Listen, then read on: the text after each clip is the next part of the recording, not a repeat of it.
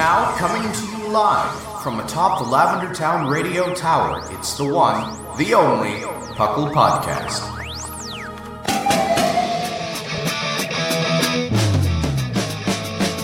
It's Paco! Paco! It's Paco! Paco! Pokemon Underground Champions League, oh yeah! Paco! Paco!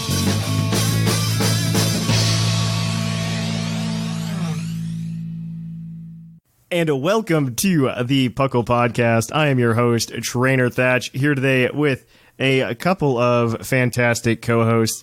First of all, we've got the most, I guess the answer is the most sublime of co-hosts. We have Sublimemanic. It feels correct. Hello. Yes, and then we've got the co-host with arguably the best tempo. I would like to see the other ones fight him for that title. I don't know that anybody cares enough, but we have Seth Vilo. Had I had more time to prepare this, I would have responded in iambic pentameter, but here we are. And we are welcoming you back to the Puckle Podcast. Puckle stands for the Pokemon Underground Champions League, a nonsensical name we came up with in 2007. And by we, it's the royal we, because I know you guys weren't there. You guys hadn't entered my life yet, and I'm actually sad about that, to be completely honest. That's fair. And we talk everything Pokemon, from the video game to the trading card game to, I don't know, even the anime occasionally. Like we've been kind of light on the anime until as of late, because I've been super excited because new season. Yeah. And I think this happens once every 3 years. I get to go, man, this is going to be cool. Except Alola wasn't really, kind of. And it was a decent concept, actually, but we can get into that another time. It was different. It was kind of fun. And now we don't have to do it anymore. Yes. It was fun when it started, because I was just like, cool, we got like Ash Slice of Life. And then let's save it for the topic. And then later I was just like, oh man, more Ash Slice of Life. But yes, welcome to the show if you're new, welcome back if you're old. We do all the things here, and I'm very excited. I'm happy to be back. I'm glad Sublime and Sigma and Whimsicott could cover for me last week, because I went to a wedding. It was a good time. The wedding happened. Somebody got married. The bride did not run away. The groom did not run away. Yeah, it's a good start to a These wedding. are all good things. I also got to see Ryan. Hi, Ryan. He was also in the wedding party, actually. Hi, Ryan. We got it out of the way pretty quick. He actually digs through these episodes to look for it, and then he texts me on Monday when he finds it. Like, this is not a joke. And so there we go. We got that out of the way. But yeah, it was a good time. It was a good wedding. It was actually for veteran host of the show, Sarge. It was his wedding. Oh. So yeah, it was a good time. So we were there. We partied. We got to dance to the Beach Boys, because there were Beach Boys at the wedding. A very rare occurrence, by the way. Not like the actual Beach Boys, but like their music. I was about to ask. How fancy of a wedding was this? Dude, that would have been cool. I want to go to that wedding. They're so old. They're probably affordable. You might be able to get them. Well, so the problem is they're like all split up. So this is my one aside for the show today. That's not you Pokemon might be able related. to get one of them. I only get one. So you can only get like maybe two at most, because they all like do their own thing now. Like Brian Wilson does his own tour by himself. I think right now he's paired up with two of the other ones that typically tour together, which are Al Jardine and Mark David. Mark David's kind of like he's kind of weird. We can talk about it later. And then Bruce Johnson and Mike Love, who is the lead singer for the Beach Boys, they tour together, and they are the ones that if you go see a Beach Boys concert, those are the two you're going to see, because they somehow won the rights to the name, and the other ones did not. That's weird. It's really weird. And so those are like the five that still tour as like a Beach Boys act. So then there's the Beach guys and the Beach dudes. Well, Brian Wilson just tours as Brian Wilson, because he is in fact Brian Wilson. And got it. And Beach Bros. That's the shoot off. The Beach Bros. Should be what I think they just call themselves. Like, it's like Al Jardine and family or something like that. Because at the beach. Because what happened was Al Jardine and Mark David got together and they tour. And they like the rest of the band that's up there with them are just their kids. Like, no joke, it's just their kids. It's a family experience. So that's your family-friendly music. It checks out. So you could probably actually book. I would say you could probably book Al Jardine for a wedding. I would not be surprised if that was not on the table somehow. You could probably book Al Jardine and Mark David for a wedding. We should look into this. Next wedding we go to, whoever's next in Puckle to get married, we're gonna have Al Jardine show up. And then I'll show up. Just put down a +1. Don't specify who. It's Al Jardine. Al Jardine and his whole family showed up, and they're gonna play your wedding. I hope you like Surfing USA. But moving on. What have you guys been up to other than going to weddings? Sublime, tell me about your life. Well, I gave a really big update last week, That's so I true. hope you heard it. I was like, well, that's been mostly the thing. Right now I'm sleep deprived because of the time difference to record in the I absolutely, yeah, no, I was like, well, because like usually you used to only be an hour behind. And so now I'm 3 hours. And so it was never like an issue. And I'm thinking to myself, because we have a time that we all usually record at, by the way. We typically, I don't want to like give away too much of the trade secrets, but there's a time that we typically all record, and it's not very convenient for those of people on the West Coast, which is becoming a growing number now that Sublime is over there. West Coast, Best Coast. I don't disagree with you, but jobs in the Midwest, and so this morning yesterday we were setting up the time and making sure everybody can come to the regular timer if we needed to find some other time to record today. And I was just like, oh man, I forgot Sublime's over there now. But you made it work. Set my alarm. You made it work. You made it work. Yeah, I mean, you're an adult. You're capable of getting up if you need to get up. And so yeah, that's where we are today. How about you, Seth? What's been going on with you? It's been a few episodes since you've been here, other than Battlecast. Yeah, it's been a bit. The big thing that I've been doing is practicing my butt off for the TCG, because I have signed up and I'm going to the Knoxville Regional. So, ooh, what's your dad? Why didn't you tell me this earlier? Surprise, surprise. When is this? When is the Knoxville Regional?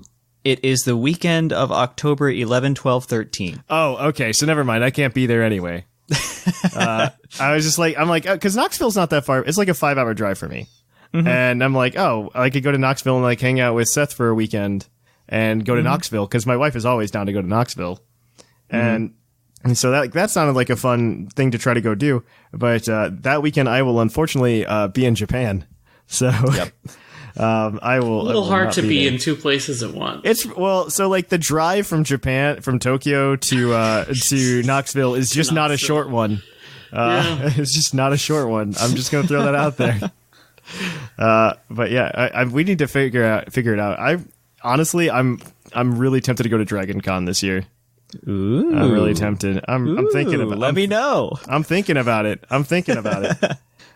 Because we had a really good time when we went to MitsuriCon, and I'm more into like the tabletop stuff. They had some tabletop stuff there when we went, and I know Dragon Con is more for like tabletop stuff. Kinda. It's just huge. It's just a huge convention. It's much bigger than MitsuriCon was. So I'm kind of tempted. Atlanta shuts down. I'm kind of tempted to do it, because like a flight to Atlanta can't be that terrible. It's a hub, so. Yeah, it's Hartsfield-Jackson, the biggest airport in the world. Yes. You'll be fine. Yeah, I think I might be able to find a cheap flight. So I'm thinking about it. Let me know. I will let you know. Other than that, though, like I said, I went to a wedding. And then I signed up for Kanto versus the World because I found out that they needed one more to round it out to 16 people. Actually, a bunch of new faces in that tournament. I'm really excited. Yeah. I'm excited for the tournament. I'm excited to see what people bring. I think it's a really cool tournament idea. I played against British Gent round 1, and I have to say I think British Gent over like the past couple of years has become a significantly better player. He played incredibly well against me. I lost the match, but it was because I got so we got into a position where I was the favorite to win, but it depended on me getting like 2 87% rolls, and you didn't. And like as soon as I did it, like the first roll was low. It was like the 10% chance that it was low. And then he ended up winning. I was like, well, you know what? That's Pokemon, right? And that's Pokemon. He only needed one of those to happen. So, there was a little bit higher than a 10% chance that he would win. And so, I'm not upset though because he played really well. I hope it's one of the matches that's featured. I don't want to like poison the mind of the people running the YouTube, but because like first of all, it was a really really good match, and the reason he won was because he brought a really crazy set that I don't want to spoil here, but he brought like a really really crazy set. And I did not expect it. I don't think anybody would have expected that, and it was really really fun to play against. Because like I should have had it on lockdown otherwise. If he wouldn't have brought that set, I would have had it on lockdown. Nice. So, it was fun. Since just the rosters are going to be revealed next week, did you go Kanto or did you go the World? I went the World. Ooh. Because we are the World. Because I just felt like the World was going to fit my playstyle better. Granted, I will admit that playing the World, there's so many limitations that you don't realize when you team build. Yeah. In terms of like what that gives you. So for those of you at home, like it gives you like you have to pick one Pokemon from each generation from 2 to 7, and you don't realize how limiting that is until you have to do it. Because you're forced to pick something from Gen 6. Well, so Gen 6 is like 5 because we banned Greninja. We just flat out banned Greninja because we know that if you do it, and Magearna, I believe we banned Magearna as well. Because the problem is you could then end up with like Greninja, Magearna, Lando, which is just the core of every OU team now, and then you slap Tangrowth on there with it, Tangrowth / Heatran, and so then you just got like a standard OU team, and we're just like that's no fun. So we identified Greninja and Magearna as probably the most likely problem children, as well as Hawlucha with terrain seeds. Yeah, we banned just terrain seeds was what it was. Yeah, and so we're just like, these are the problem children, and so we went ahead and we banned those. But, I mean, that makes it, I think, a lot more fun, because, the problem is Gen 6, I would argue, then you're down to, like, 3 fairy types, Goodra, DNC is one of the 3 fairy types, and I think, I'm trying to think. There was like one other I would have argued. I was looking into it, and one thing I was really considering had I signed up was Chestnut as a spike setter. Chestnut's not a terrible choice. Hawlucha can still work too. You can just run the old school like citrus berry set or something like that. Yeah, sub-citrus or something. Yeah. But like you probably are gonna grab Goodra or a fairy type. Let's be completely honest. Nah, man. Wish support Delphox. Because so what we did was we saw it, and so my first thought was Slurpuff. I'm like that was like my immediate thing. I'm like, it's Goodra or Slurpuff, and then I was team building with Shamu, and he's like, Mega Deontay's in that tier, in that gen, right? I'm like, there we go. Help me make not bad decisions. And that's the one. And I'm like, that's the one to do. Because you either do that or you pick like a Gen 3 or Mega Scizor, right? Like. Scizor is the biggest problem, I think, in that meta, in that like team building. Like Gen 2, you have like Scizor, and I forget who we picked for Gen 2. I honestly forget off the top of my head. Quagsire's a good like random pick. Tyranitar's there. Oh, I remember who we picked, and then Suicune's there. And so you just have to remember those. But it's a fun team building meta because like you don't realize how many Pokemon you use from the same generation to make a decent team nowadays. And I mean, outside of like what I said, like if you do, you do your Tapu, your Greninja, or Tapu / Magearna / Greninja / Lando / Heatran, and you're just like, oh well, if I do those, then that's fine. But otherwise, it just gets stacked. Gen 1, I just felt was a little too limiting on my part. I don't know that I would have been happy doing it. I'm interested to see because the word on the street is like a quarter of the people did Kanto teams. And brave men and women.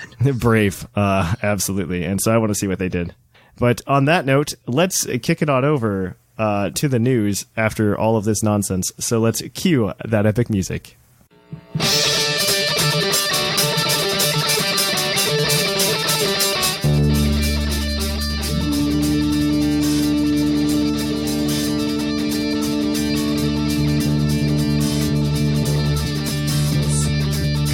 Live from the Lavender Town Radio Tower. This just in. And in the news, there are a few things to talk about. First of all, let's just get some of this Pokemon Go stuff out of the way. This happens every week. We got some Pokemon Go stuff. First thing, because I always check for news through various websites, one of them being Cerebi, and I saw this picture, and I did not realize graphics advanced this far in pictures for whatever reason, mostly because they had all the characters turned around in the image, but it was an image of the clothing in Pokemon Go with the Bulbasaur, Yes. Squirtle, and Charmander, and I saw it turned around, and I'm like, cool, where can I buy these? And I was about to look it up. Right. I was about to look it up so I could go buy them, and then I was just, that's and then I good. read it, and then it said, oh, it's only in Pokemon Go. There's outfits and hoodies and backpacks of the Kanto starters, and I was just like, oh, I want to actually probably buy that. I love the Bulbasaur backpack. I would buy so it. cool. I would buy it. That's the thing. Like, that's something that I would do. But, well. The final Ultra Sun and Ultra Moon Global Link competition, and probably the final Global Link competition of all time, is going to be held, it looks like October 4th to October 6th. And you get a shiny Tapu Koko if you enter. So they're just running out of prizes. Another one. Every You single have that one already. every single Pokemon from Bulbasaur to Zeraora can be used. It's single battle, so 3v3 Bulbasaur to Zeraora. Use anything. This actually sounds like fun. I am really upset. This I'm gonna is be your in last Japan. chance to use everything, so get on it. Oh, you're not wrong. And so this is actually really exciting. And so registration runs from the 27th, so it's going on now, to October 3rd, which is very soon by the time this episode comes out. This episode comes out on the 30th, so definitely go sign up now. It looks, I'm actually really stoked for this. I'm really upset I'm going to be on an airplane for most of this competition. And I will be missing out. I am very upset actually about that. Makes my heart hurt right on the Get inside. ready for teams of 6 swag key clef keys. I think there's still Pokemon. It's probably still like species clause. No. No, I don't Duplicate believe it. items and Pokemon are allowed. in Wait, this really? tournament. Okay, Yes. so is everybody just running 6 Mega Rays? Like, Well, only one can go Mega, but yeah. something like that. Uh, Just 6 Ash Greninja The answer is 6 Talonflame. or 6 complete form Zygarde, all with different sets. Oh, that'd be so much fun. No, you need that Mega Ray. Mega Ray's like a shoo-in for one. I feel like you have to use Mega Ray. You have to Yeah, use Mega and then Ray. 5 of those. Yeah. And then 5 Ultra Talonflame. Necrozma. Ultra Necrozma takes way too long to set up. I'm just throwing that out there. Moving on, though, more Pokemon Go stuff. There is the World Tourism Day shirt that's coming out, and apparently you can get a bunch of regionals through 5K eggs, and that is running from now until October 1st. Or is it now? I don't remember. But yes, it's only in their respective regions though, so which is sad. But you can that's sad. Mime Jr. is going to be appearing in eggs with Shiny Mime Jr. Zangoose and Seviper will also be trading. Or Shiny. Trading will be 25% less Stardust. This is happening until tomorrow for those of you listening to the show now. So have fun with that. I don't know that there's anything else really that big to talk about this week other than what we're going to talk about on the topic. Other than There is the forest. Oh yes, I almost forgot because Because it's forgettable. How dare you? the only reason so I forgot about it because like Sublime said, it is forgettable. But second, I want you to describe it, Seth, because I think you are You have enthusiasm. well, you're probably the most enthusiastic person that can be enthused about this, other than like It's right up his alley, truly. It's very Seth. yeah. So, on October 4th at 9 a.m. Eastern, a YouTube stream will begin, which will have a glimpse of the Glimwood Tangle Forest, which is that place that was in the beginning clip. You can see it on the map and everything. It's the Mushroom Forest. Mystical, magical, ooh-ah. And for 24 hours, there will be a live stream of this forest, which it's like what it'll appear in the game. It's probably going to be just like an animated clip. It's supposed to simulate those cameras that are out places and you can look for animals and things like that. Those are here and there on the web. And there's going to be new information in this trailer. There's probably going to be new Pokemon that just kind of walk out. do some cool, cute stuff. Probably some old lines confirmed for the game. If Fungus is not in this, or not Fungus, right? Any Fungus, of them. Fungus and Shiinotic's line. Any of our Everyone's 4 been all mushrooms. like, oh, Moralo. Moralo, that's the answer. That's the Yeah, Moralo, Breloom, Shiinotic, I don't know. Parasect. Will they give them all the mushrooms? I don't They think should. so. Look at the forest. Okay, so you say like, oh man, there's gonna be too many mushrooms, but let's think about Pokemon they've released so far. So Whimsicott's sharing a game with Eldegoss, and I don't think Hoppip has been confirmed yet, but like there's a bunch of these Pokemon. I mean, Slurpuff's in the same game as Alcremie. Like, just throwing that out there. That's dumb. Well, Alchemy existing is dumb when you have Slurpuff. Maybe one of the mushrooms is left out, but you know, I am so excited for this live stream. It happens at 9 a.m. on a Friday, and I have 2 monitors at work. And guess what one of them is going to be showing the whole time? This sounds so sad and depressing. How dare you? That sounds so sad. Like, I'll just wait and like keep on like our Pokemon, and then somebody, well, it'll probably be you, going, look at the Pokemon that showed up. That's what's gonna happen. Yeah, it's just I hope it's something. I hope like Zanshin and Zamazenta just like walk through it, Randomly walk across it. just walk across Just the screen. walking by. Pardon me. I hope it's got some cool. I hope number one, they keep it up on YouTube, which they probably will. That's how YouTube streams are. You can always go back to them. I hope it's got some cool atmospheric sound, some music, some maybe like Nincada cicada noises in the back or something like that. Nincada hasn't been confirmed, Seth. I know, but I'm making the joke. Because coughing's neutralizing gas with Shedinja wouldn't work very well. Okay. No. I don't think it would work at all. There's always a list of things that can't be affected by it, so. It could be a cool, like, just white noise ambiance track in the future. I'm excited for this. I love it. I'm not going to be upset that you're excited for it. I'm just going to judge you a little bit. That's all. That's okay. I just want to pack my bags and move to this forest. Even the name is cool. Glimwood Tangle? That's such a cool name for a place. I don't know how you're this excited about it, but I respect your excitement. Look at that little clearing in the little YouTube preview. If you could put like a Hobbit house there, oh, you could just stop right there. You stop at Hobbit House. I'm excited that you're excited. Yeah, we're so happy for you. In other news that you probably shouldn't be excited about, but maybe are, Hilda's getting a Spotlight Scout in Pokemon Masters. That's a game. That somehow. That's what a game. game is that? Yeah. It's I'm that not one, sure, but you know that what? one that everybody It's not got excited sniving. about, and then got mad at me for saying it's probably not going to last, and then it did. It didn't last. And then, so, you know. and then everybody's like surprised Pikachu face, and then they go, "Man, it's like Thatch knows what he's talking about, or something." It's like he's been following this video game franchise for Honestly, years. if it wasn't so co-op oriented, I think it'd be fine. Is it even co-op oriented? It Co-op oriented, yes. It is in the post game, yeah. Yes, like if you actually play to the end, it's co-op. Oh, okay. And it goes super slow and no one likes it. Yeah, it's just Dang it. It's unfun. It's not fun it's like a typical to do Pokemon co-op game. Yeah. Where it's just like, oh hey, here's this like story, and everybody's like, really cool lore came out of that, and then like at the end, it's just like, oh, I gotta play with other people. You know what makes people happy? When they have to rely on the incompetence of others. Yep. I'm gonna Dynamax my Magikarp in the first battle. It's really very that. Like, it just takes one person to screw up everything you're trying to Yep. do. So I imagine That's if you the downfall of Dynamax the game. Magikarp, you're gonna be able to. It'll be able to use an attack. Actually, that's what I imagine. super flop. But yes, we will end it there. And we are going to shift gears to Puckle's Pokey Quiz. We're going to quiz your co-host on their innate Pokemon knowledge.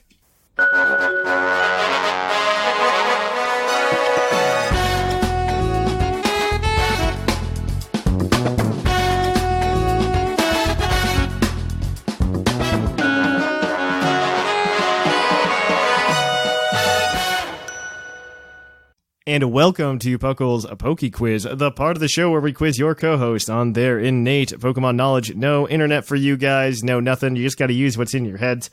Seth and Sublime today are going to be operating as a team to answer 5 Pokemon trivia questions that are given to them through the Puckle community on our Discord. You can go to our Discord. The link is in the show notes, where you too can just submit trivia questions, and maybe, if it's good, we will ask our co-host that question.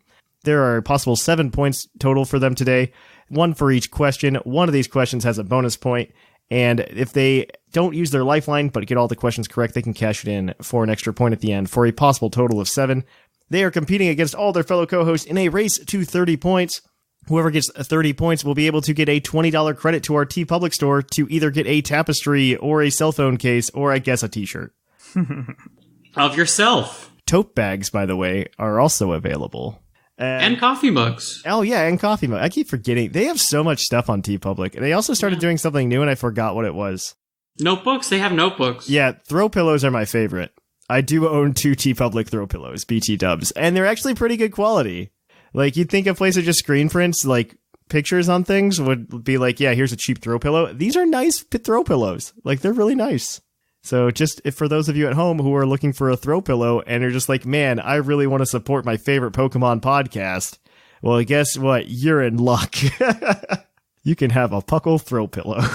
But moving on, let's get to these questions. This segment, of course, is brought to you by AnimeGravy.com, your one-stop shop for a bunch of cool anime and just nerd-related art. These guys are fantastic. I love them. We love the Gravies. They're just great. They have awesome designs. Like I said, I saw them at MatsuriCon. I need to start giving away their artwork on the stream. I really need to do that. I'm going to do a couple streams this week. So if you are watching the stream, we are going to be giving away some Anime Gravy art on the stream because I need to get rid of it, and they keep giving it to me, and they want to hype it up, so I want to hand out this art to you guys. So if you want some Anime Gravy art, great chance to go get it is by coming to twitch.tv/thepuclpodcast. Following that, though, let's get into these questions because this has been a very long intro for this segment. Our first question for you guys is going to be, in which generation will a shiny Pokemon using Transform, such as Mew or Ditto, I think those are the only 2, become the shiny version of this target, even if the target is not shiny? Okay, so Yes. let me just make sure I understand. Yes, I figured this was what was happening. So yes. So can you say that again? So let's say that you have a shiny Mew and a shiny Ditto. It transforms and is still shiny, even though the Pokemon it transformed into was not. There's a nice red Magikarp over there. It clicks transform. It turns into gold Magikarp. Make sense? Okay. This only happened in one generation. Okay, got it, yeah. This only happened in one generation of the Pokemon games, and then never again. I feel like it would be most logical to be Generation 2, because that's when they introduced shinies, and they hadn't quite figured out how they operated yet. I think that is a good reason. Is Generation 2 your final answer? I support Yes. that. That is unfortunately incorrect. The answer is Generation 3. And it is kind of for the same reason, though, because they're still figuring out how everything works. Because in Generation 2, when Ditto transformed, it actually just turned into like a purple version of whatever Pokemon. Really? Yeah. And so... I think that should count them. And then in Generation 3, it turned into something else. I don't think it should, but... It turned purple. That's shiny. All right. So we are going to move on to question number... There's a chance for a redemption point today, so calm down. Question number 2. Including Mega Evolutions, what is the most common type gained upon evolution? Most common type gained. Okay. Including Megas. That's interesting. What are some types that are gained upon Mega evolving? I know that Dragon's one, but that's not going to be the answer. It might be. No, nothing gains really Dragon type other than like 2 or 3 things. Vibrava... Sceptile and Altaria. Those are the only things I can think of that gain that. Only one of the Megas gains Dark type. I can't think of anything else that gains Dark type. Well, it's only including Mega Evolutions. It might not specifically be a lot of Mega Evolutions. Yeah, I was trying to think of the Megas, though, that are gained. What? Oh, Charizard, hello. Oh, yeah, How could we forget Charizard? The poster child. Yeah, I'm looking. I'm trying to see. I've got a list of all the types. I was thinking Dark, but that's because of... low regionals, all the regionals. It's like, let's just slap Dark on it, you know. But that's them not changing evolving. The entire type. Exactly. It's like, well, how can we make it better at Dark? I don't think it's gonna be normal. I don't think it's gonna be Dark. No, most things don't gain normal. That'd be weird. Nothing to gains gain Steel type. Nothing. Steelix, like one thing Scizor, gains Fairy type. That's it. Maybe Flying. It could be. I feel can't like think Flying of things... is a decent choice. Nincada, Salamence. Yeah. I feel like it's a common enough typing, and there's like things that would get it. You know what I mean? I'll mark it. I don't think anything gains bug. I don't think anything gains electric. Nothing. I'm gains gonna need an grass. answer. It's a hard one, Thatch. Give us just a sec. Nothing gains ice. That's really notable. I'm feeling flying. I'm feeling dragon or flying might be Dragon actually... or flying, yeah. Which one do we want to go with? I feel like more dragon, but this is a weird question. Let's go with dragon. You know what? Let's stick to our original guess. That was dragon. Because there's lots of examples of things becoming dragons, and we're having a hard time thinking of things that become flying. I mean, I guess execute 2, technically. Oh, so, Kingdra. Kingdra 2. There you go. You see, yeah, okay. That's actually kind of a good, decent amount, yeah. Yeah, let's go with dragon. Dragon is unfortunately incorrect. It's a close second, though. Well, then we should get, like, it. The answer is actually flying. Oh my god. At least we were close. Because you have to think about all of the bug types that go and evolve into flying types, and then just like random like Charizard again. You're on the poster child. Just randomly gains flying. Well, not randomly, it has wings, but it gains flying type. I mean, there's a lot of Pokemon that gain flying type. I think we didn't evolution. think of the bugs, and that's what really kind of That's true. We could have thought of like the bugs are the big one. I think that would give you the scale. World, But then you have to think there's just random Pokemon that grab flying types, like Togetic, Gyarados, and Gyarados, and I think the bug thing probably tripped you up there. Oh right. But that you guys are 0 for 2. But I'm hoping you get this next one. It's the one with the Pokedex thing in it, and you guess the Pokemon. So this Pokemon that originated in Pokemon Ruby and Sapphire, its Pokemon Sapphire entry states, although this Pokemon is the very picture of elegance and beauty while swimming, it is also cruel. When it spots prey, this Pokemon inserts its mouth into the prey's body and drains the prey of its bodily fluids. Sounds like Gorobus. Gorobus, final answer. Gorobus is correct. There you guys go. You guys are 1 for 3 right now. Our next question does have a redemption point. There is a caveat for that redemption point. And I will explain. No. You can get it. I think you guys can get this one pretty easily. Oh boy. Excluding same type matchups. And this is using the current day type chart. Excluding same type matchups such as like Dragon v Dragon, Ghost v Ghost, stuff like that. What are the 2 type matchups where both types are equally disadvantages to each other? So they're not very effective against each other? Not very effective or immune or something like that to each other. Ghost to normal. And then also there's one from way back in the day in the Gen 1 type chart that's added onto this that I'll give you to for the redemption point. So for name one of each. Bug and poison and Correct, then Ghost to normal. Bug and poison from where? Gen 1. Okay, from Gen 1, that is correct. And then Ghost vs. Normal is another one. There's one more.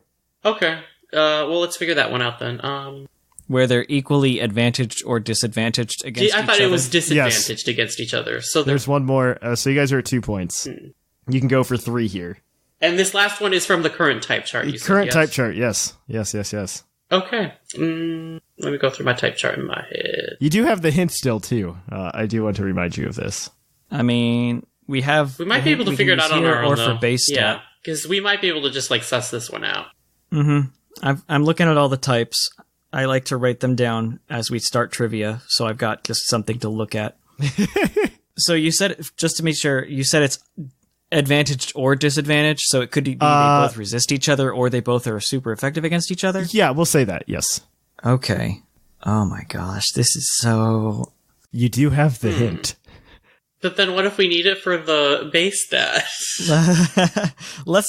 I'd say we just go ahead and use it. I guess, sure, why not? God, how do I put this? I thought you even had a hint prepped. I did have one prompted prepped. us twice. I'm just trying. Well, I have a picture in my mind of how this one works. One of the types is bug. I will give you that hint. Okay. It's bug and... Well, what's bug effective against? Let's start with that. It's effective against dark and grass and psychic. And that's it because bug is garbage. And isn't that it? Yeah, it's resisted by fire, flying, fighting. Oh, is it ground? Is it ground? Or fighting? I think it might be fighting. Because doesn't it's bug fighting. resist fighting? Bug resists fighting and fighting resists bug. Yeah, we got there. Yay! That's it. Yeah, all 3 points are yours, guys. You're 4 for 4 right now. Yay! That type matchup makes no sense anyway. So yeah, well, no, it does. Punch a bug? Yeah. Have you tried to punch a bug? I clap them in the middle of the air just fine. That's different. You can't punch a bug. I don't see how that's any different. It's completely different. I can explain to you the physics of the situation another day. And so, oh my god. Final question. So what are we at now? 4? Because we got them all. Yeah, you're at 4. So you can go for 5. Okay, we're average. So this next question is your base stat question. What is the slowest ground type of all ground types? Isn't it Sandygast? Maybe. It is. I'm not to steal your thunder, Thatch, but I think that was literally what it was last week. I don't remember. I think that's literally what I think it is last week. I thought I asked. And we got it wrong. So I think it's Sandygast because we had guessed Trapinch. Yeah, or something like that. Yeah. It was in the list. Is Sandygast your final answer? Yes. That's unfortunately incorrect. What? Because the answer's Trapinch. Well, okay, then I'm going to need to stop you right there. I'm going to need to stop you right there. Hold up. This happened to me last week, and it was the opposite. List of Pokemon by base stat. I'm going to read you speed by base stat, and we're going to go backwards, okay? Because what is Trapinch's base speed? I can tell you. 30? It's 10. I think it's 30. It's 10. Oh, no. No, that makes sense. Unless I accidentally click special attack. But we'll find out here in a minute. No, it makes sense. Right. I think you're right. Oh, you're right. You're right. Slow as heck. Oh, well. Trapinch has a base 10 speed. Sandygast has a base 15 speed. Yeah. So it is, in fact, Trapinch. Drat. You gonna make me learn all these now, That. You gonna make me memorize all these now. That changes up our trivia score standings because everybody's super close still, which is good. That's a good sign. Everybody's still super close. And so we actually have a 3-way tie for first place right now. In first place, we have Whimsicott, Seth Vilo, and Sublime all tied with 9 points for first place. Woo! Followed up by Dr. Shamu in fourth, I guess, because there's a 3-way tie with 8 points. In fifth place, we have Jushiro and Sigma tied with 5 points. And in 7th place, we have Scrawn with 4. And everybody else has yet to get on the board. 21 points till my tapestry. Don't. Then we know what to get you for Christmas. Exactly. Depends on if I get it myself. All right. So that is it for Puckle's Poke Quiz. We'll be back at you next week with some more Pokemon trivia questions. We're going to kick it on over after this short break to the topic. And we have another Puckle iTunes review this week. You guys can go ahead and review us on iTunes or whatever podcatcher you listen to us on. And we appreciate all the reviews there. It helps people find the show and helps us continue to grow. But this one is from Dr. Noximus. Far better than anything free should be. When you're streaming some folks in your head for hours at work or at home, you want to have a good time. Puckle hosts are passionate, honest, and mostly upbeat. LOL. The show itself covers more than the daily blurb of news. The community is fantastic. The extra shows and events are always fun. Not like those other shows that just whine and regurgitate the Reddit front page. From my evil ice palace, Dr. Noximus. Well, thank you for that, Dr. Noximus. And like I said, if you want to review the show, go ahead and do it on whatever podcatcher you listen to us on. We really appreciate it. But now, on to the topic. And welcome to the topic. Our topic today is going to be more anime because Thatch can't get... I'm so upset that I got to miss the episode where we talk about Surfetch, by the way. I get to come back with Gen 2 or anime version 2 Electric Boogaloo. By the time you're listening to this episode, it should be officially revealed because it's coming out later tonight. Mm-hmm. What the official thing is going to be. But we did get a leak of the Tokyo TV thing for this. We'll probably get more details like names and stuff like that as time goes on. But unfortunately, due to editing schedules and stuff like that, we can't just sit here and wait for it to come out. But I am super excited. So there's a new poster. If you go to Cerebi.net, there's a new poster that has been leaked with Ash Ketchum and a new character, and they are in a bunch of different situations all around the Pokemon world in different locales here and there. I am very excited for this for so many reasons. Hopefully this is real. This is a leak. It looks very legitimate, so I would be unsurprised to see this get confirmed. I'm just so excited for this, though. This is just stupid exciting.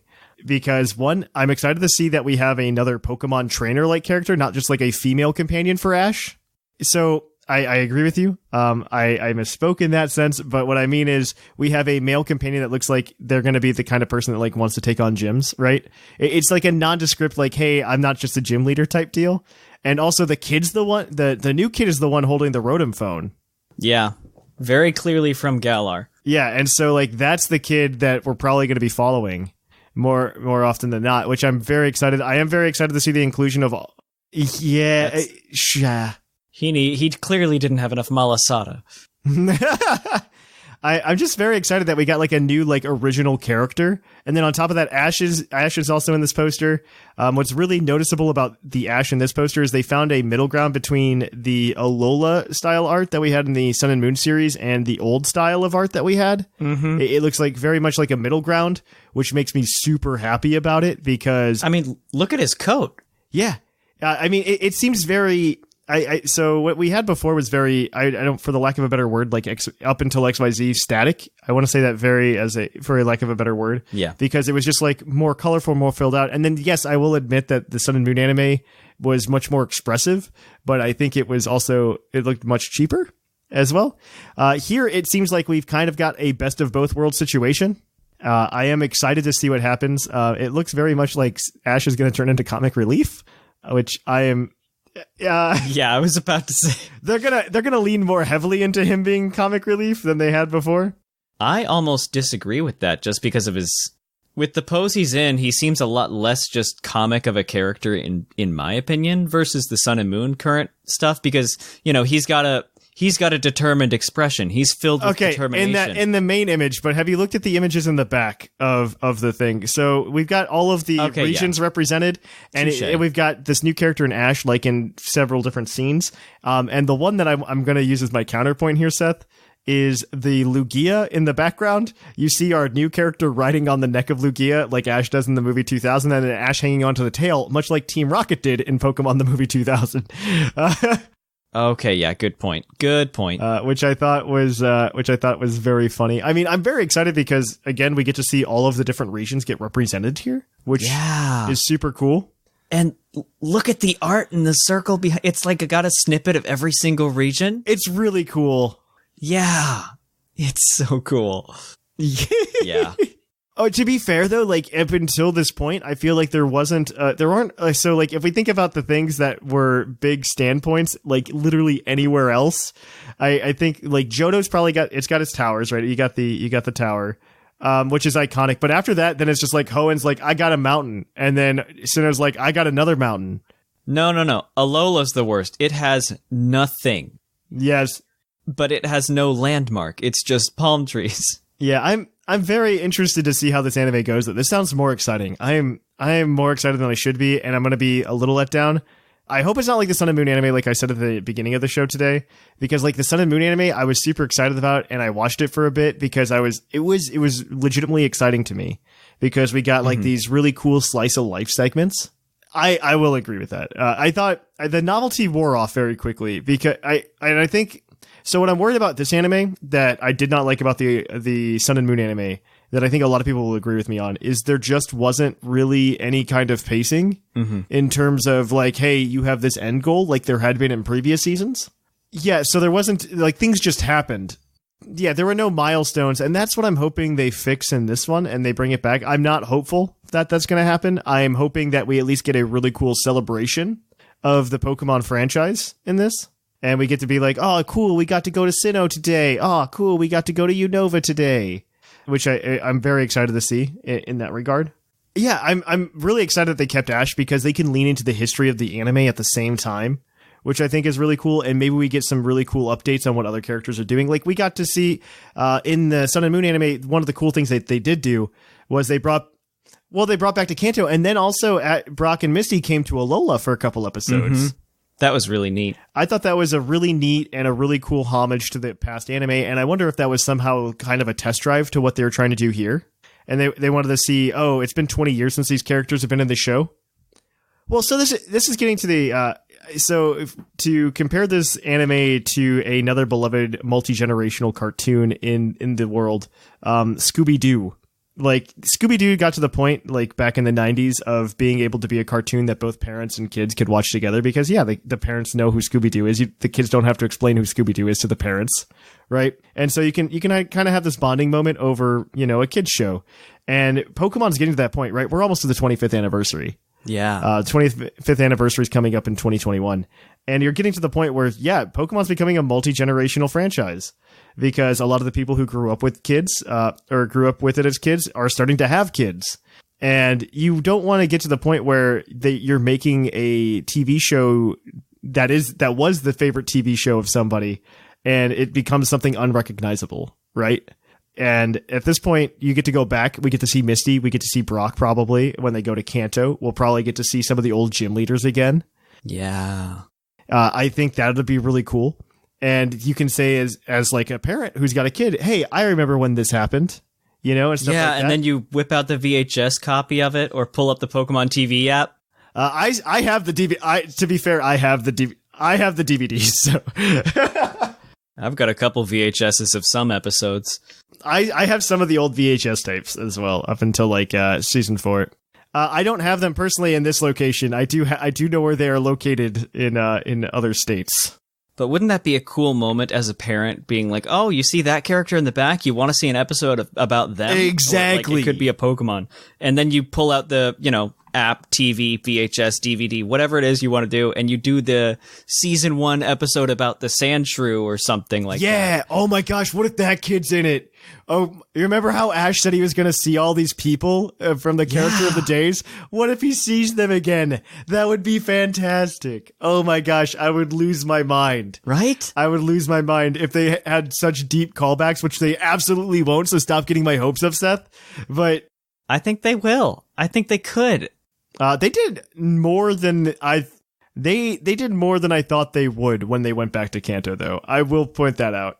And this one, I think, is built that it's a difference of like personality of the show, where this one is built around being callbacks.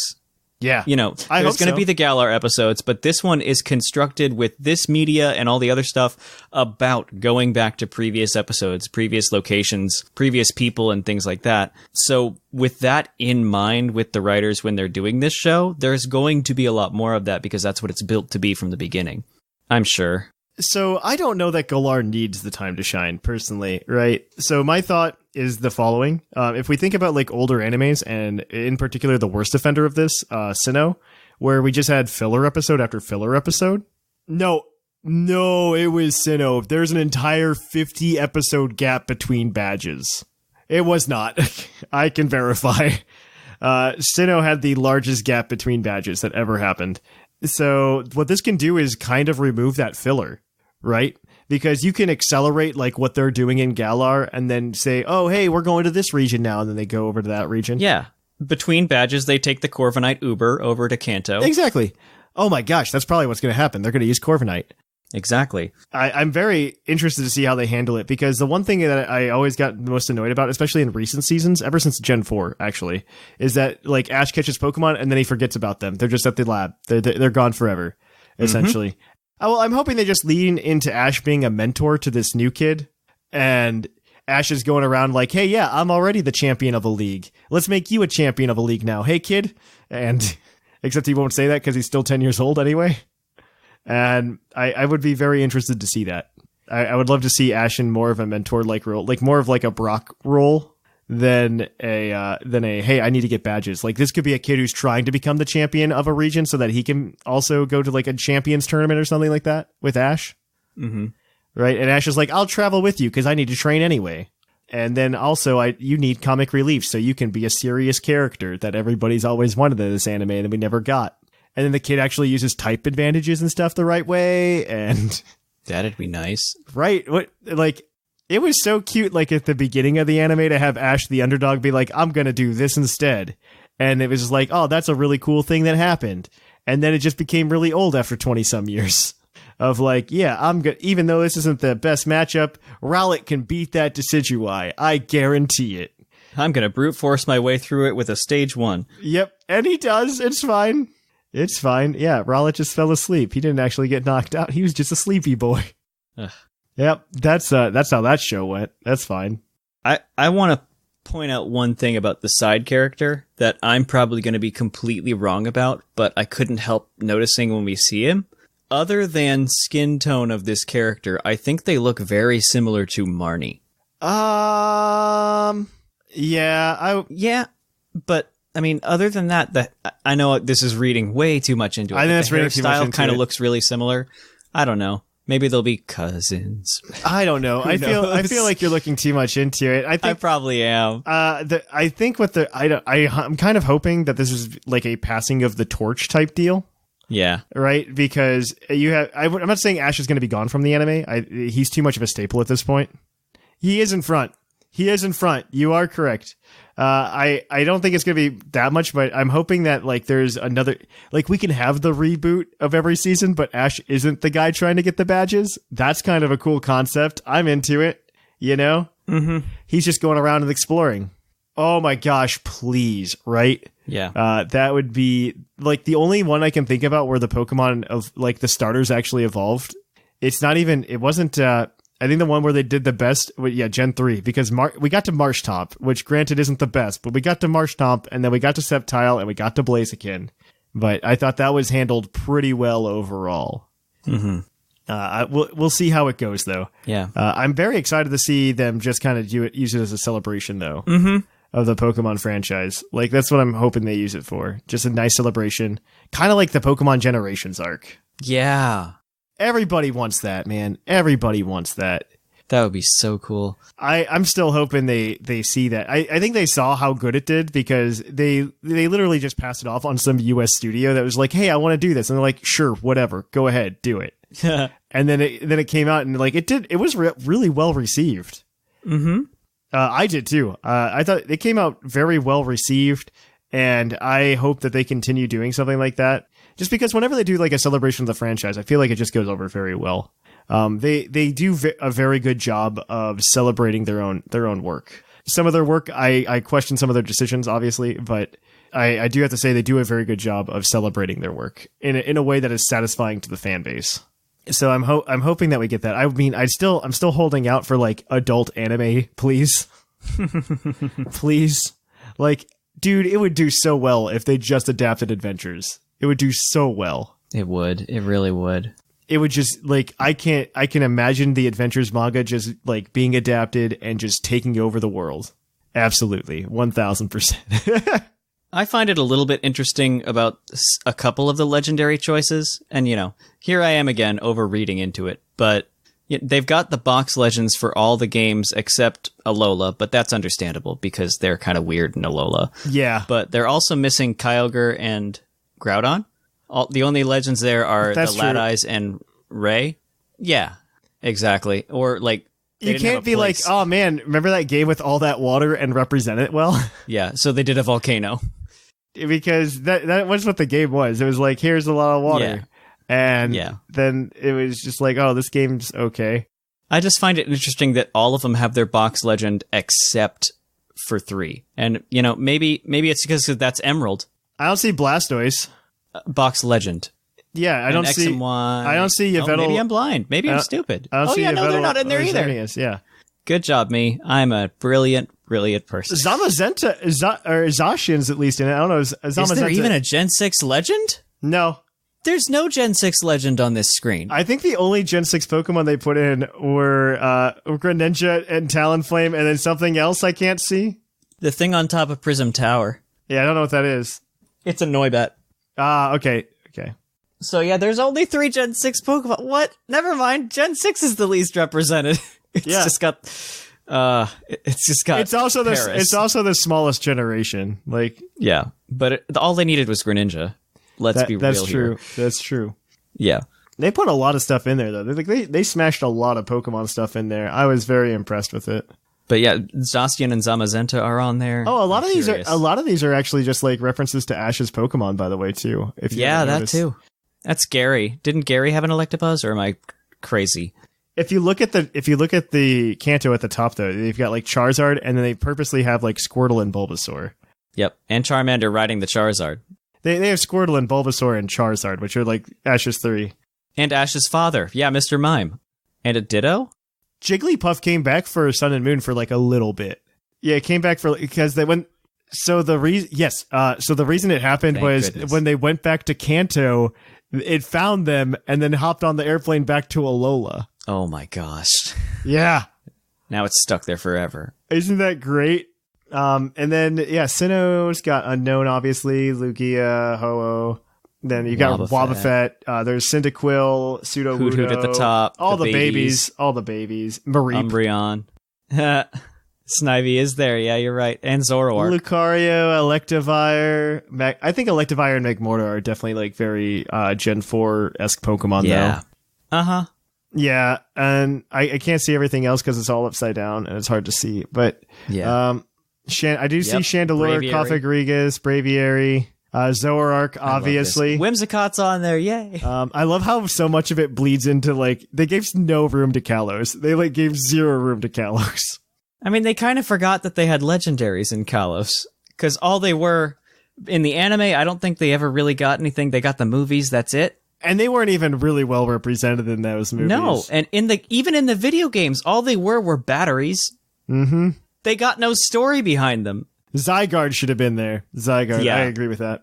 Yeah, and then Alola just got the Alolan forms and like Mantine. Yeah, and Coco. Yeah. Which makes me scared. The fact that Coco is so pushed and it's got a V card coming out in the base, like, learn how to play Pokemon V TCG sets, it makes me scared that it's going to be in Galar for some reason. I don't know. I don't know how. I'm very excited for this anime, though. I want to see how it's handled. I want to see. I think it comes out like in November, according to this. Yes, it's the 17th, I believe. I typically don't watch like the Japanese subs of Pokemon, but I think I'm gonna have to. Yeah, just because this looks super interesting. This is like the biggest thing they've done in the anime. And I'm very excited for it. And that's my closing thought. I don't know if you guys have any closing thoughts on it, but I think there has to be more companions. They always bring in someone from the game. That's what I'm wondering. I'm wondering if it's just going to be, hey, we're visiting this region. This person is associated with this region. Done. I don't know. I feel like they're going to grab one more person from Galar. One of the, maybe Hop. Maybe this is another cousin of Hop's or something. Please, I don't know. Please, no Hop. It'll be someone else because they always grab someone from the game. And I think this guy, we don't know who he is. We haven't seen him in the game at all, which is different. That's fine. That's what Ash is. Like, we never saw him in the game, you know?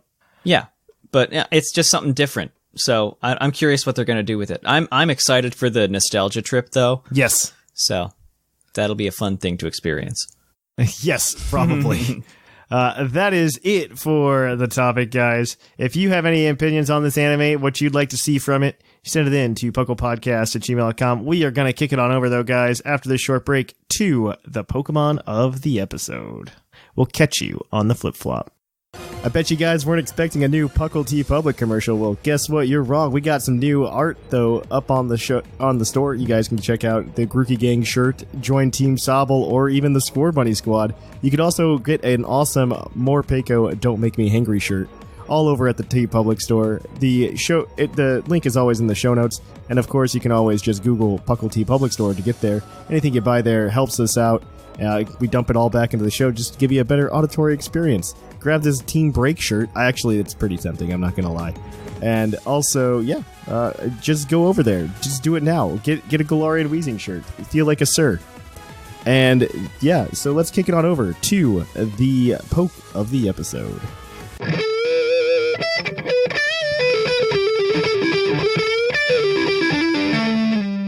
Poke of the episode. And welcome to the Pokemon of the episode. Our Pokemon of the episode this week is National Dex number 658, Greninja, the Ninja Pokemon. Its Alpha Sapphire /Y entry states, it appears and vanishes with a ninja's grace. It toys with its enemies using swift movements while slicing through them, throwing stars of sharpened water. I didn't know it was graceful. I forgot that it had an Omega Ruby Alpha Sapphire entry. Mm-hmm. It's the same as its XY entry, but it does have them. I forgot that was a thing. Like, it's been so long. I've been so spoiled by, well, not spoiled. I've just become so acclimated to Sun and Moon not having entries for things that I forget that Pokemon have Get used to it. Entries from games that they weren't in. Weren't introduced in. But yes, Greninja is actually a very good Pokemon, as some people could imagine. It does have several good abilities. The first one being Protean, which is its hidden ability, which allows it to become whatever type of the move it used. Very useful. Made Greninja very good in Go to Ubers in Gen 6. And then it also gained in Gen 7 the additional ability Battle Bond, which is event only, and it can turn into Ash Greninja when it knocks out another Pokemon. It's a very cool Pokemon for that reason. Not to mention its base stats make it like probably one of the best starter Pokemon to ever exist. Absolutely. Need for speed. Because it's got a base 122 speed, base 103 special attack, base 95 attack. Its defense is 67, special defense is 71, and HP 72. None of these things are like terrible. 67 is kind of terrible. It's kind of terrible. Like the 122 speed's really where it shines, obviously. But it's not Kartana levels of fragile, but it's it's insane. Kartana has a good, at least one of the defenses is good. It's interesting. I mean, as a starter though, this is like hands down the best starter that was ever created. Snivy is right there. Shut your mouth. I will not. Greninja's better. You cannot deny Greninja is absolutely better. I cannot deny Greninja is better, but the Snivy only reason that Blaziken is better is ability. This has stats and ability, so this is in that way better. Yes. So today we're not going to be focusing on Ash Greninja though, because IMO it's very overused. As it is in the tier, but Seth and Claude actually made a bunch of teams revolving around Volcarona this past week on Battlecast. Yeah, we actually hosted them. Yes, they were made by community members, and we reviewed the 3 that we got handed, and it was a real good time just to kind of analyze team building strategy. So, if you are interested in hearing more about the different teams built around Volcarona, you can actually go ahead and listen to Battlecast over at the Puclpodcast feed, and you can just subscribe to it, maybe? And you can give more listens to that, plus Puckle Live, plus Puckle TCG Cast, plus Puckle Game Corner. Those are the 4 shows there right now. So if you're really interested in that, go over there. So let's jump in. So these teams were built around Volcarona, but I do want to start with this Greninja because it is a wonderful Greninja. It definitely fills a niche on this team and was not what this team was built around. But this Greninja has a Choice Scarf. It's Protean with 252 attack, so it's a physical Greninja, which works still actually with 95 base attack. 4 special attack, 252 speed, hasty nature, and it's running Rock Slide, Ice Beam, U-Turn, and Low Kick, which is honestly not that bad of a setup. It makes it a very different Greninja, in my opinion, as well. I'm not entirely sure that max speed's needed with a base 122, but it's probably welcome just in case of like sticky webs and stuff like speed that. Speed ties. Yeah. And with the Scarf, you outspeed most everything at +1. Yes, I agree with that. And so it's a cool Pokemon though. It's a cool moveset because, I mean, those are all very good utility moves. And who cares if it's a Water Dark type because it's never going to be that again. Yep. Either Rock Slide, Ice Beam, U-Turn, or Low Kick. But the king of the show here is absolutely Volcarona. With the Psyche MZ, it's the Psyche MZ set, which is fantastic. It is a very fun and cool set. It is Flame Body, 252 special attack, 4 special defense, 252 speed. This is just like your very basic Volcarona. Timid, Quiver Dance, Psychic, Hidden Power, Ground.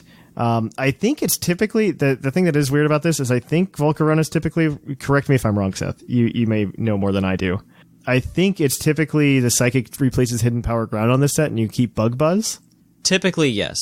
But I can probably see it being this team being scared of Heatran, so I understand. Yeah. But yes, go ahead from there, buddy. You got it. There are more team members. The next core is starting with Tapu Fini, holding leftovers. It's got the ability Misty Surge, EVs of 248 HP, 16 defense, 12 special attack, 40 special defense, and 192 speed with a calm nature. It's got Defog, Scald, Moonblast, and Taunt. The EVs are very weird, but they serve a very specific purpose. What is this purpose? Please tell me. You got it. 12 special attack allows you to 2-hit KO offensive Heatran with Scald. Okay. 192 speed with a calm nature allows you to outspeed modest Heatran. A lot of fear for the Heatran. A lot of fear for the Heatran. Well, when you're a team around Volcarona... Yeah. Everything beats Heatran. 16 defense allows you to avoid a one-hit KO from Hawlucha. Okay. And the rest is just dumped into special defense. Fair enough. Fair enough. The next Pokemon is Mega Venusaur, with the Chlorophyll ability before, but, I mean, it's going to become thick fat. EVs are 252 HP, 172 defense, 68 special defense, and 16 speed with a bold nature. Moves are Leech Seed, Sludge Bomb, Hidden Power Fire, and Synthesis. And Fire! The EVs for Venusaur... I'm sorry, I was just being weird. Nah, you're good. PK Fire. Y'all so weird. The EV spread allows Venusaur to survive 2 Dark Pulses from Specs, Greninja after Stealth Rock. That's what the special defense is for. The rest is just dumped into physical defense to make it actually be able to counter things like Kartana, Mawile. It's a great switch into those, as well as Magearna. It counters most forms of Magearna and can just outstall everything. It's a very potent water grass core to complement the Volcarona fire core. Yes, you're not wrong. And then you're just like, I'm going to finish it with these 2 bulky boys. Yep. And you know what really rocks my world? God. Stealth Rocks. Yeah. So we needed this Jirachi to come through with the Stealth Rocks. Seth, I didn't know you can transpose your soul into Sublime. I don't know how you did it, but you did it. Oh, he's rubbing off on me. All right, Yeah. so it's the Careful Nature, you know. Got that leftover Serene Grace. We got that 248 HP, 188 in special defense, and 72 speed to outspeed what? Modest Heatran and Timid Magearna. Yeah. Because, you know, we got to outspeed that Heatran. We rocking the Stealth Rocks because it rocks. We got that Iron Head because flinching is, you know, something. Serene Grace. Serene Grace, I mean, it's not fast, but if it's fast enough, it don't matter. You got that U-turn because we're just pivoting out. We're just here for the rocks, you know? And we got that Healing Wish because that Volcarona is going to set up. The Volcarona better not lose. I don't know if you didn't know, but that Volcarona going to set up. Everybody's scared of that Heatran. Yeah. So we got that Healing Wish. Hide your wife, hide your kids, hide your Heatran. This team's coming for you. Hide your Heatran. That's right. We got the rocks. And then we got Zapdos. He's pulling up the rear, you know. We got that leftovers with pressure. And we're going to do a Timid Nature. Because, yeah, why not? We got 248 speed, HP, why'd I say speed? 188 defense and 72 speed. So, you know, you got the Jirachi rocking that special defense. We got the Zapdos rocking the physical defense. We got that Discharge because, you know what, you want to be paralyzed and stuff. You got to be paralyzed in this stuff, you know. Then we got that Heat Wave and Hidden Power Ice. So you got your coverage, and you got Roost because it's a bulky boy with them leftovers. Wait. And 72 speed lets it outspeed what? Timid Heatran. Heatran. Heatran. Everybody hates Heatran. Everybody hates Heatran. Everything on this team has a way of dealing with Heatran. We dislike Heatran. Is that why low kicks on Greninja? That is exactly why. What is Zapdos' way of dealing with Heatran? Discharge it to death. Discharge. Yeah, I'm pretty sure it can probably outstall Heatran. Especially with pressure on this particular one. Yeah. You can outlast the Magma Storms. Mm-hmm. Got that pressure. You're under pressure. Okay, moving on, though. That is it for this team. If you want to check out the team, you can check it out on the Discord server. It'll be on the Poke of the Episode team. And listen to Battlecast. Yeah, and listen to Battlecast to get a better knowledge of how to build teams like this. Yeah. And it was a good show. You guys should go listen to it.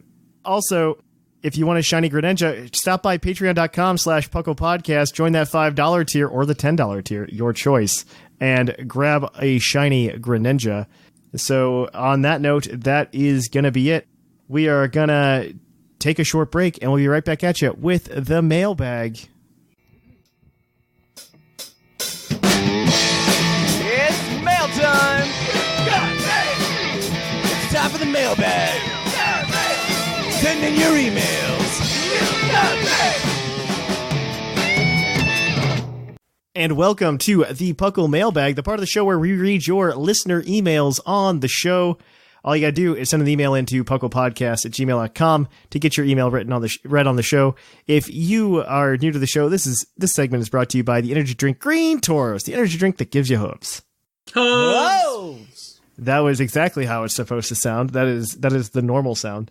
And so we're going to give the Green Taurus badge to anybody we think is interesting and good. I am very excited to read these emails, though. Last week, the question was, what Galarian evolutions would you like to see? And I am very excited to read these. So let's jump right on into it. Our first one is going to be from the Italian Baptist. Does he know Whimsicott? I don't know. That's a great question. You're assuming that he's actually like from Italy. So actually Italian. Like that's the real question. Hey guys, this is my first time writing in. I've been listening for a good chunk of time now on the drive to college, and I always enjoy it.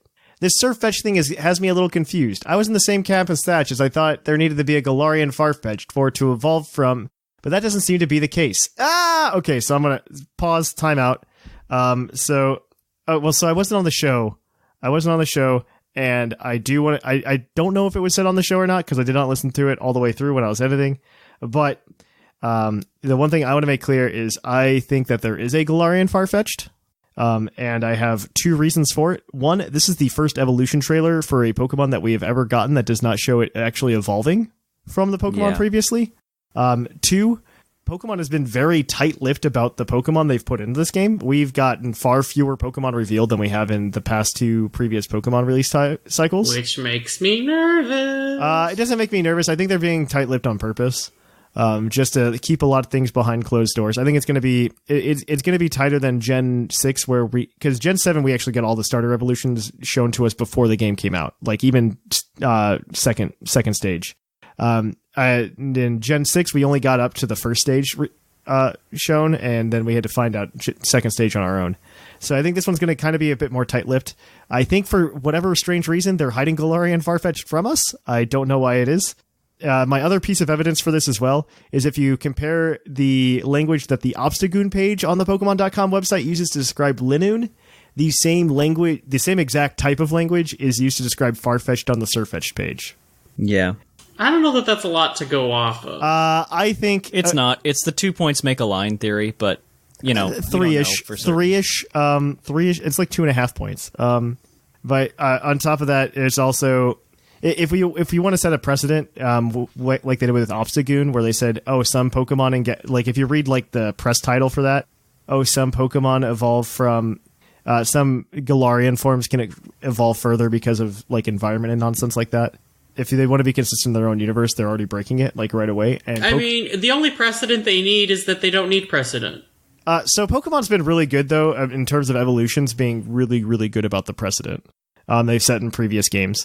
The only instance, like 100% the only instance where a new evolution method has come up that was available in a previous generation that kind of breaks their continuity, and I'm pretty sure it was an oversight, is literally Piloswine to Mamoswine. Yep. That is the only time that's the only one time it happened, because they came up with these new, hey, once this Pokemon learns this move, it can evolve. And Piloswine in Gen 3 could learn Ancient Power, and then when it moved to Gen 4, it could also learn Ancient Power and then level up and turn into Mamoswine. That is the only time it's happened, though. The Pokemon has been very, very good. You can even see this in like the Gen 2 beta. Like they were toying with the idea of just having Eevee evolve with the Moonstone and become Umbreon, and then they're just like, no, it couldn't do that before. Let's not set that precedent. Let's make our world consistent. And Pokemon's been very good about that up until the National Dex scandal. And that's where we'll leave that, though. But continuing on, as I believe that there is a Galarian Farfetch'd, and that the people on my local Pokemon Go Facebook group are going to be sadly disappointed when they're saving all of these Farfetch'd to evolve into Surfetch'd. We don't know for sure, though, so I guess we'll just have to wait and see. Of course, everybody's talking about a Dunsparce evolution, and I'm definitely looking forward to it with them. I hope there's a Dunsparce evolution, actually. That'd be great. But there's one Pokemon I feel could use more love with an evolution, and that would be Cherim. I'm a big fan of Cherry Blossoms, and I was incredibly excited when the Sakura Pokemon was revealed back in Generation 4, but I was incredibly disappointed with its mediocre stats and the fact that it hides its adorable face the majority of the time. A Cherim evolution would be a nice chance to be something truly beautiful. I figure since they're closely related now, would be a good time to talk about variants too, if that's okay. I find it interesting that we have only seen half of the pseudo-legendaries we know so far. The ones that haven't been shown are also some of the most popular ones: Dragonite, Salamence, Metagross, Garchomp. So I can't imagine they won't be back in some form. Why couldn't that form be Galarian? With Megas confirmed to be cut and the Unova Dragons likely not to return either, I could see Dratini, Bagon, and Gible lines used to fill some of the holes in a creative way. One of them could be Fire Dragon, another one could be Electric Dragon, the other one could be Ice Dragon. I'll leave it to you to speculate which is which. I don't know that it's going to happen. I think they're going to try to be fresh and not put in Dratini. I would not be surprised. Keep up the great work. I look forward to many positive experiences listening to the Puckle Crew's wacky hijinks. And he spelled it like Jinx, like the Pokemon, like the one that got banned from the anime. Thanks, Tony. Thank you, buddy. We appreciate that email. And then Seth got tired of me talking. So, Seth, I'll let you talk now. Why did I get tired of you talking? I don't know. Because you didn't say anything, Anyway. and I made you sleepy. I don't know. I'll buy you a coffee when we go to Dragon Con. Perfect. If Sounds we go to good Dragon me. Con, but I want to go When to Dragon we go Con. to Dragon Con. When is Dragon Con? September. Oh, cool. So it's like next year. I'm into it. Yeah. Okay, yeah, no, like, I'll make tentative plans for that, actually. Yes. Done. Okay, go ahead, P. McGee. You got it. Hello, Puckle Crew. P. McGee back with more thoughts on some Galarian evolutions I would like to see in Sword and Shield. Most of these are ones I've discussed in the past, so this time I'll better expand on the rationales behind their typing. Mag Cargo. So he's given kind of pseudo-dex entry things, which is kind of neat. So here we go. Constantly attacked by various ground types and their shells destroyed, Magcargo have been forced to flee into forests where they're protected by many grass-type Pokemon. That could be one we see in Tanglewood, or Glenwood Tangle. On Friday, when I just have my computer screen at work on it, and then I'm going to freak out at work. There's going to be a grass Magcargo sliding across my screen. Anyway, over time, they've slowly rebuilt their shells out of the various foliage they've forgotten their old homes. Fueled by the anger of their lost habitat, some of these Magcargo have evolved into fire grass snails with a peculiar slugma-like extremity protruding out the side, kind of like the little flame that the other ones have. These new evolutions have been found returning to their old habitats and even some waterfronts where they wait for ground or water Pokemon to attack their extremity, their lure, basically. While they're hidden in their bush-like shell, they release unrelenting fury on any Pokemon that attacks the decoy. New ability, Verdu, that halves the damage from water and ground type. That's kind of cool. That ability might be too much. It's already a grass type. It's already a grass type. That's a quarter damage. I mean, it's like thick fat, but it just becomes half damage because it's neutral. So is it neutral? Is it? Oh, it's fire.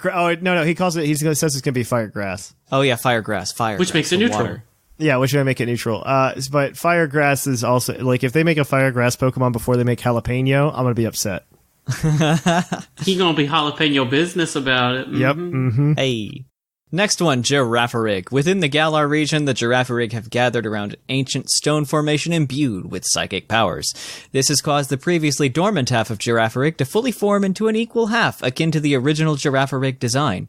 And they are now psychic dark Pokemon. With a now equal pull from both light and dark halves, these Girafarig struggle to maintain a balance. The ones surrounded by goodness are eventually enveloped by the light and evolve into a psychic fairy Pokemon, while the ones that are isolated or abused become fully possessed by the dark half and evolve into a dark ghost type. Both versions grow Pegasus-like wings and have a similar design. Ability Levitate. So the first half of this, I'm sitting here going, I didn't know that we were talking about a Star Wars novel. Right? Yeah, I was just like, I'm like, oh, must go to the light side. Expanded universe. Don't go Girafarig. I got real big. I don't know if you guys ever played the video game Black and White. Not Pokemon. No. Black and White, the computer video game by EA and Lionsgate. No. You are a god, and you are making this world with your people, and the decisions you make as this god are either good or bad. And Can I get this on Steam? To change. I don't know. Maybe. But I love it. It's a fantastic game. You can throw lava at people. Like, I like the idea of most of the games you play, by the way, on PC. It's just that most of them involve a time commitment that I'm just not prepared for. Yeah. This one's great, though. It was one of my favorite. I'm getting a very Black and White or Black and White 2 feel from this. I've always wanted them to do something with Girafarig.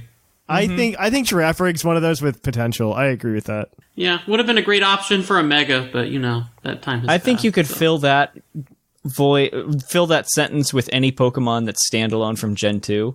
Stantler, I can leave Stantler as is. No, Stantler needs help. Please don't. No. Shuckle don't need nothing. There you go. Shuckle's fine. So the answer to the question is there are too many.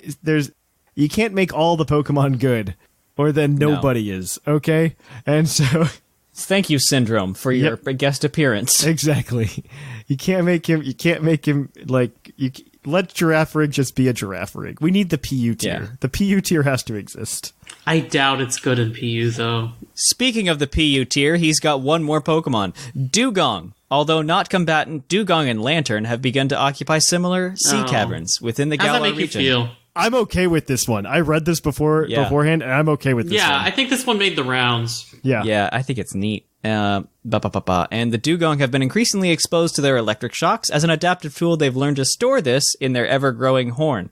When this horn reaches significant size, the Dugong evolve into an electric ice that resembles a cross between a narwhal and a sea lion. Ability, lightning rod, and swift swim. That's cool. I like the whole symbiotic relationship things that they've been implementing. Yeah. I like that. It's kind of like world building. I'm really okay with Dugong getting something like this. I like this idea a lot. We also don't have an ice electric type yet, so I'm really okay with it. Rotom. Okay, but does that count?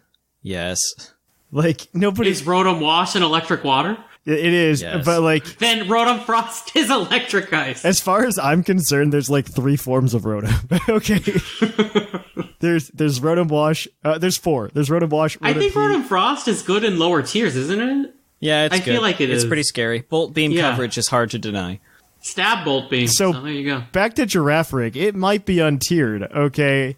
But yeah, I don't think it's even PU. It's that bad.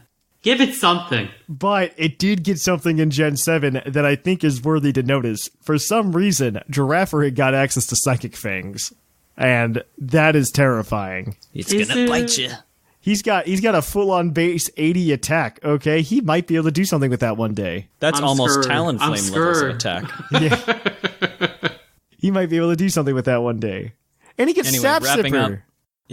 Wrapping up, that's all I have for this week. Is there a specific Galar evolution you would like to see, and what is the lore you use to rationalize the evolution? Catch you on the flip-flop, P. Miggy. That's a lot of thought that I have to put into something on the spot. So, like, I was on the last episode, so I already answered it. There you go. That's my answer. I answered it in spirit. Yeah, you mentioned one. Thatch, do you just have one that you would like to see? I don't know. Galarian Farfetch'd. Ha ha ha. That's my joke for today. But I don't know. Ugh. I'd rather them make that decision, because the one thing I've learned about the Pokemon Company and Game Freak specifically throughout like all of the time of doing it is that no matter what I think, my idea is probably worse than theirs, and they will give me something that I've never expected. Like, I wouldn't have expected Galarian Weezing. I also wouldn't have expected it to be a Poison Fairy type.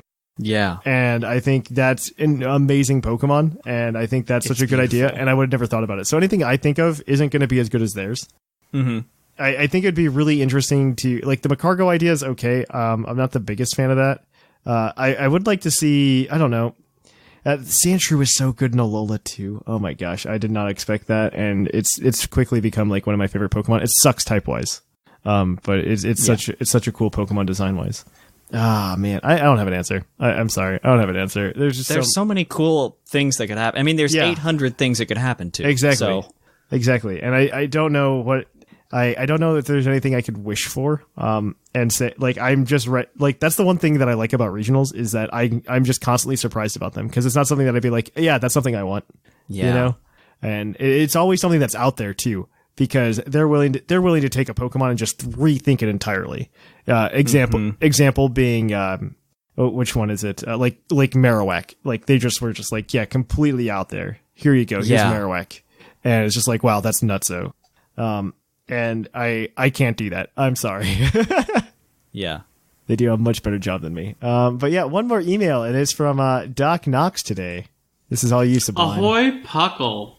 It's day 120 of the expedition to Galar. Reflecting on trends today, Galar mythos should favor grass, ghost, dark, fairy, and dragons.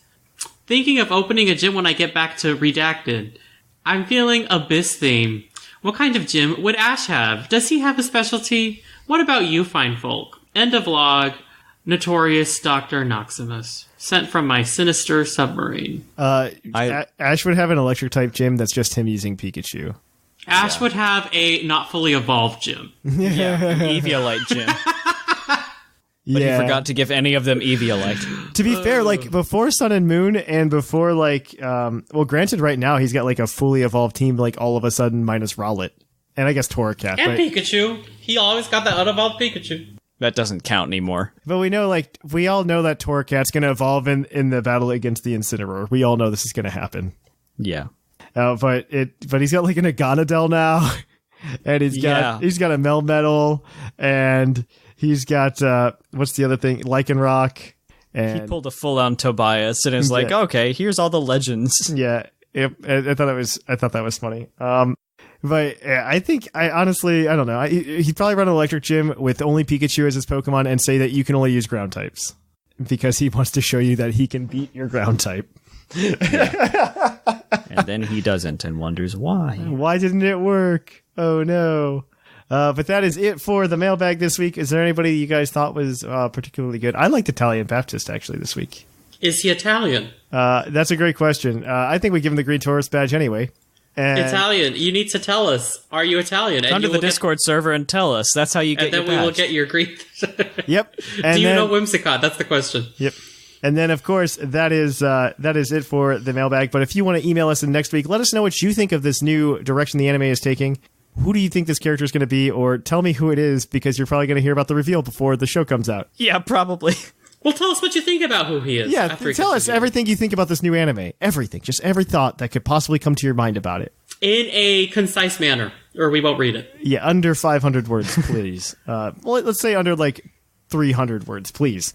Under 4 words, please. Cool. Maybe good. And that is it for the mailbag, though. If you want to catch up on more Puckle stuff, though, come to the Discord. Great way to keep up with us. But also go to Puckle Plus, listen to Battlecast, like Seth we were talking about earlier. Seth would love you. Yes, I would. And then, of course, you can come over and just enjoy plenty of our social media antics over at Twitter, Facebook, which we barely use anymore, Instagram, and also Discord. Yeah, I said Discord twice, and that's fine. And then very important. It warrants it. If you want some video content, because Puckle's diving into that realm in several different places. First, you can go over to youtube.com/pucklpodcast. We still need 94,000 watch minutes to be repartnered. So help us out, guys. Just play the podcast on an infinite loop. and get us those watch minutes that we need. Finally, though, if you want to catch up on live stuff and you want to watch the Nuzlocke that are on the YouTube live, you should come over to twitch.tv/thepucklepodcast. We're probably going to start doing giveaways of anime gravy art as well on that. So if you want to get in on that, you can do it. I typically stream around 7:30 Eastern on Thursdays and typically one other day throughout the week. I will note that I am going to Japan, though, in the coming week, and the schedule is going to be all wonky. So please keep that in mind. And do not expect Thatch to be streaming while he's in Japan, because Thatch needs a vacation. Thatch needs a vacation. Thatch needs a vacation. Okay, moving on. And if you want to help support the show, you can also go to Twitch, use your Twitch Prime sub, or you can go to TeePublic, get a cool tapestry with Seth, and wear it around your neck when you go to Dragon Con. Yeah. And finally, you can also go to patreon.com/pucklepodcast, get cool shinies, get cool badges, get Puckle trading cards. It's a crazy way to do it. So go on over there. Be on the Puckle Live show. That's also another thing. So yeah, that is going to be it, guys. I have been Trainer Thatch. I will continue to be Sublime. And I am still Seth Vilo. And here in the Lavender Town Radio Tower, it's closing time. Hey Thatch, do you need a vacation?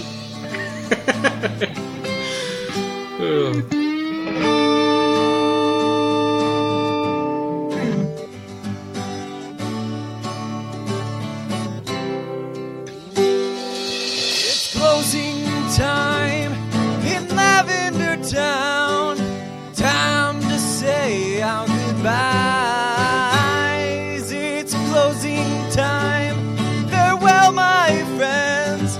I'll catch you on the flip side.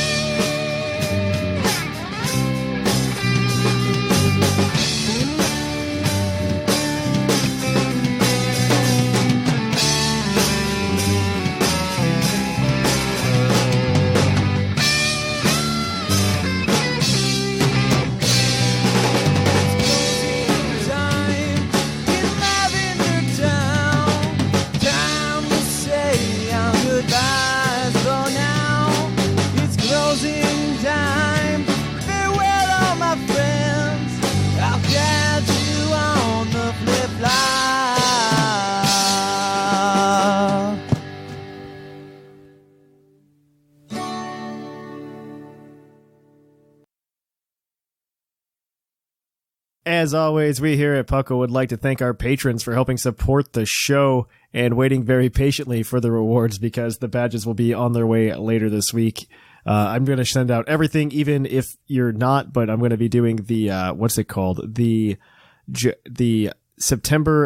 August, September, and October rewards are all going out at the same time. You're going to get 3 badges in your next bundle. So hopefully you will stay true and you will still patron us next month as well. And then we're going to have to come up with new prizes for you guys because I don't know what we're going to do after October.